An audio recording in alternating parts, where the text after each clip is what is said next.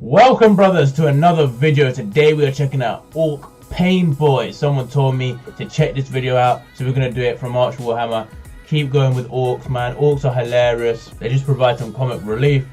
And because I feel like doing some shorter videos today, this is a shorter video and I'm interested to see what Ork Painboys are all about. If you are new to this channel, you can subscribe, of course. Help us on our journey to gaining more subscribers. Coming up for 500 now, man. So thank you to everyone who subscribed. Discord coming soon, and yeah, be sure to suggest me videos in the comments, and let's get into this video.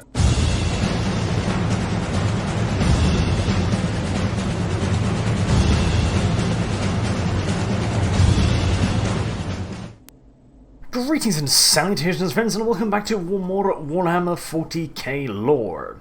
Today we're going to take a look at one of the Ork's slightly more eccentric units, the Painboy. Now, name notwithstanding, the Painboy is actually a sort of doctor.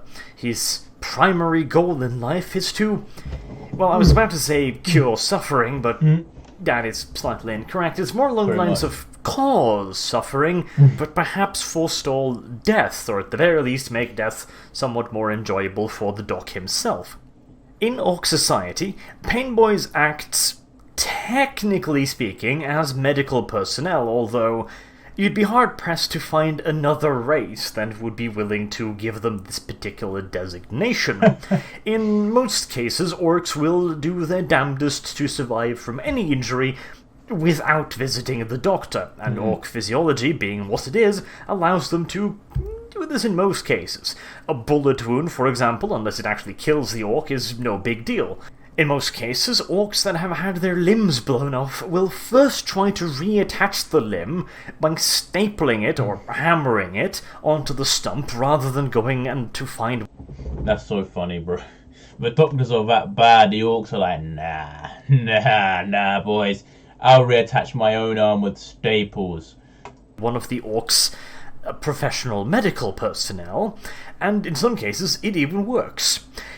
Pretty much the only time an ork is actually going to go and visit a Painboy for his medical expertise is either A, when he literally has no other option whatsoever, like he's literally in pieces at this point and his only real hope is to drag his mangled ass over to the Painboy's tent, or B, if after a battle said ork has taken a crippling leg wound, for example, and is incapable of running the fuck away before the doc catches up to him.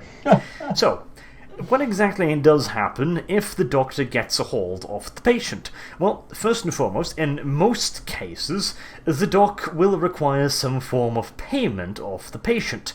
This is usually claimed in the form of the only universal ork currency, namely teeth. You see, throughout an ork's life, his teeth keep growing and keep falling out, usually with some help from other orks nearby, but occasionally they will fall out due to more natural occurrences. And since the stuff is readily available and is constantly replenished, the orks figured might as well make it a currency. Now, if the ork visits the doctor voluntarily, quote-unquote, he will, in most cases, have brought the teeth with him. The reason for this is that if he does not visit the doc voluntarily, or lacks the prerequisite amount of teeth, the doc will simply just take the teeth out of the ork's screaming mouth. And this will, of course, occur before the procedure itself is underway, so there is no anesthesia involved in this. Well, there could be anesthesia, but that costs a little bit extra, and even then ork anesthesia is somewhat crude, as it usually involves the doc smacking the unlucky patient above the head with something remarkably heavy. It does require a fairly big mallet to knock out an ork, but as long as they stop moving, that is really all the Painboy is after. And so, with his patient, well, squared up, and in most cases given a basic form of anesthesia, usually through blunt object, but in extremely rare cases, where highly advanced orks are involved, it does occasionally even take the form of something as unusual as drugs, although even then most docs will still just whack the patient over the head afterwards, just out of force of habit. But, notwithstanding the somewhat Just knock them out, bro. That's the way it goes. Knock him out. I mean, it'll work. Unless you wake up from the pain, I guess. What violent anesthesia.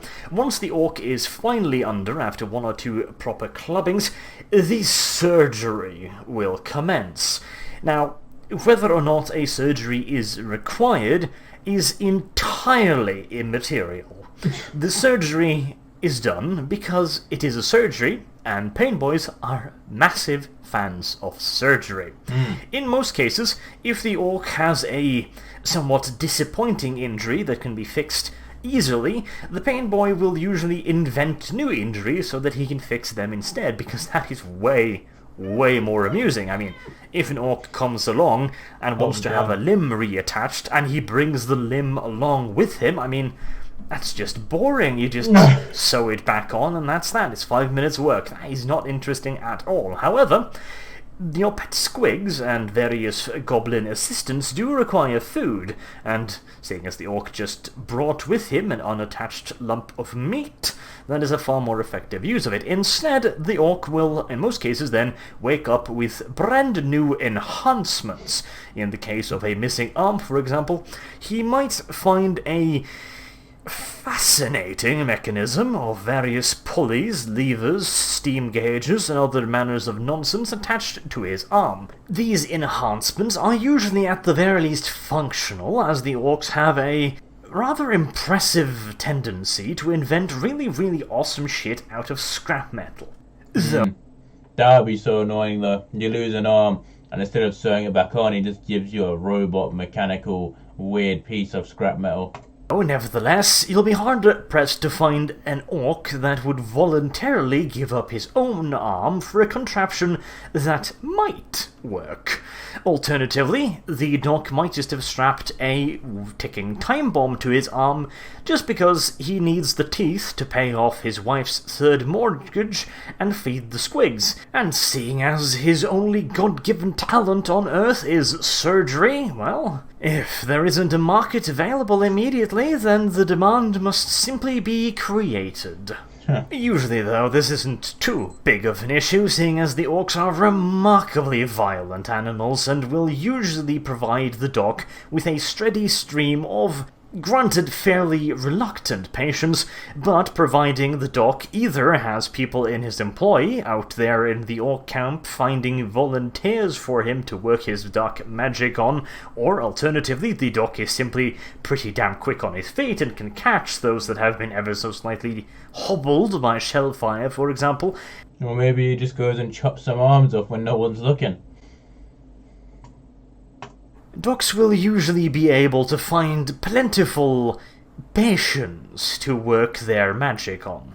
But back to the surgery itself. This medical procedure is usually carried out utilizing a wide variety of tools referred generally to as stabby bits, and the more advanced docs might also utilize certain chemical cocktails occasionally to give the patients a form of anesthesia, but more likely to stabilize them from, death and stuff like that. Generally speaking, these various cocktails are contained in what is lovingly referred to as a earthy syringe. This might all sound somewhat... Earthy syringe, stabby bits. Yeah, that... so orcish, bro. rough to the uninitiated, but orcs are very tough creatures and they can survive even the most dedicated of medical procedures as long as they have been properly prepared.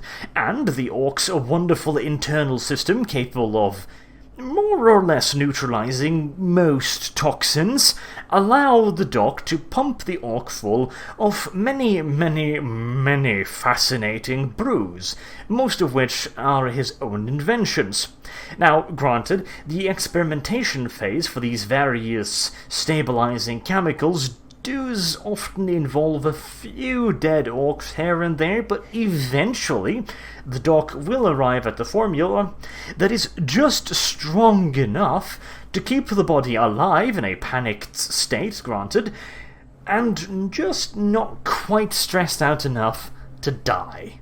Granted, most of these cocktails serve absolutely no medical purposes, but they make the corpse, excuse me, patient, make funny noises, which is quite amusing, and it allows the corpse. That just shows how good they are at their jobs, ladies and gentlemen. And they make funny noises, so even better, even better. goblins to focus on their work instead of getting bored cutting him up all the time, because, you know, they have a lot of fun using the circular saws to cut up the patient, allowing the doc to do his work, but after that there's really not a whole lot for them to do, and so pointing and laughing as the patient shits himself and giggles uncontrollably is necessary. It keeps the orderlies in line, you know? You have to think of the little guys after all. But, again, most orcs actually do survive these procedures and will actually make a full recovery. Now, this has more to do with the rather remarkable biology of the orcs rather than the attentions of the doctor, but occasionally the doctor's gentle administrations is exactly what is needed to allow the orc body to recuperate fully instead of, you know, keeling over dead.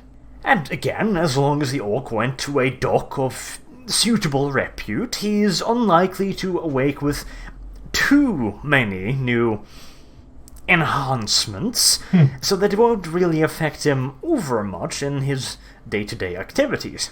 However, there is a special little group of Painboys known as bad docs.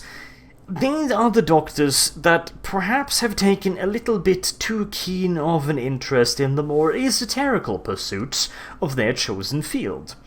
They quite enjoy enhancing their patients with various new and wonderful attachments, say sewing on another head to the patient's body, or perhaps giving him a third asshole to help him spread... A third? Are these things functional? Like if they sew another head on, does it even work? His spores around, or perhaps attach some form of comical ding-a-dong to his crotch in imitation of the other stupider races, perhaps, or occasionally also just trying to push the boundaries of orc medical science. For example, the ever-popular squig to orc brain transplant, which usually creates one very angry squig that occasionally speaks halfway understandable orcish, and one remarkably angry orc that doesn't speak anything particularly well, but does make a lot of noise while beating up and presumably eating the orderlies.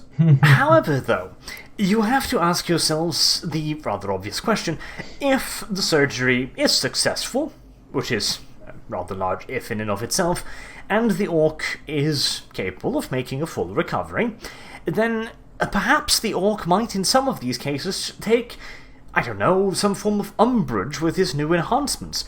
Perhaps the second head that was sewn onto his shoulders just keeps bitching at him, for example. No, the head works! Perhaps he didn't... The head works! That's good. Really enjoy having a third arsehole drilled into his behind. These are all potential things that could happen and might possibly make an orc somewhat vengeful, mayhaps. And you would be entirely correct, which is why most Painboys are also rather large orcs, as if they've survived this long, they've probably gotten pretty good dealing with customers that are less than entirely satisfied. Nevertheless, being a Painboy and being inquisitive and interested in ever pushing the boundaries of science is a very, very high-risk job. And this does unfortunately lead to considerable losses in the medical scene due to blunt force trauma to the back of the neck. However, if a Painboy acquires... I can understand that, man. You make the orc angry by doing some fuck shit. He's gonna come and clap you, bro. He's gonna be salty. Sufficient medical expertise and sufficient size to defend himself from the more angry customers, then he will eventually become a pain boss. In most cases, pain bosses have been allowed to acquire their considerable levels of expertise by being put under the direct protection of a rather massive war boss who has, for some reason or another, taken a liking to this particular Painboy.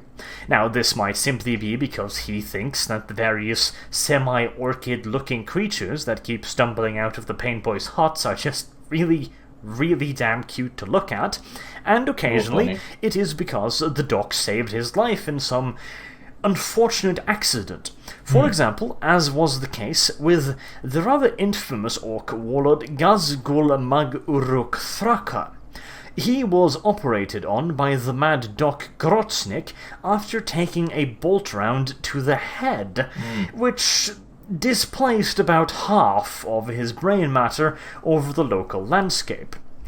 Grotznik fixed this problem by replacing a decent part of Ghazghkull's head with adamantium.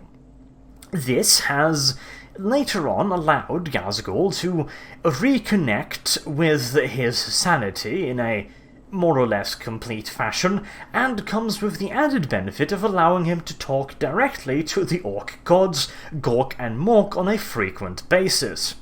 This blessing has naturally led Ghazghkull to believe that Doc Grotznik is a very valuable individual and should be allowed to satisfy his curiosity when it comes to surgery in the fullest and most unrestrained way possible. This means that Grotznik can drill as many assholes he wants in as many orc asses as he would possibly ever wish to do, with absolutely no fear of reprisal, because any orc lucky enough to get off Mad Doc Grotznik's surgery table is going to not want to return to that particular table.